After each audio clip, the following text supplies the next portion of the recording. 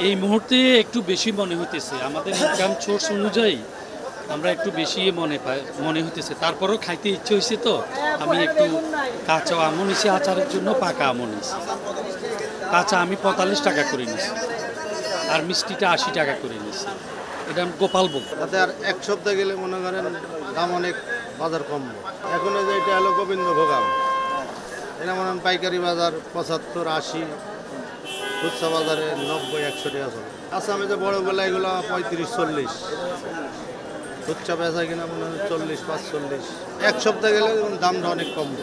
এই দেখেন এই যে 100 টাকা কেজি চাই, কাল 2 দিন আগে নিয়েছি 50 টাকা কেজি, এখন চাচ্ছি 100 টাকা। আমের দাম বেশি ভাই, নতুন উঠছে তো যেটা ভালো সেটারও দাম বেশি।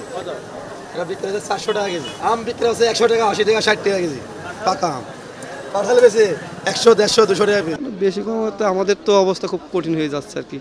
আমরা তো মানে বেশি আয় করার লোক না, যেভাবে চলাফেরাতে কষ্ট হয়ে যায়, আমাদের কেনাকাটা করতে খুব কষ্ট হয়ে যায় আর কি। জামরুল এটা বেচছে আমরা 100 টাকা কেজি, আর এটা আপনার কাঁচা মিঠা আম, সুসা আম, এটা 100 টাকা বেচছে।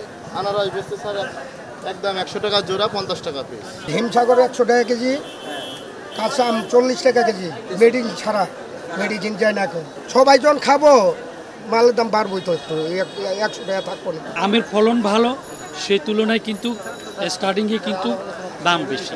তালের দাম এখন একটু বেশি, মনে করেন একটা তাল 30 টাকা বিক্রি করতে হয়, কারণ মালটা নতুন আইছে তো, কয়দিন পরে আসে, এক সপ্তাহ পরে আবার দাম কমবো।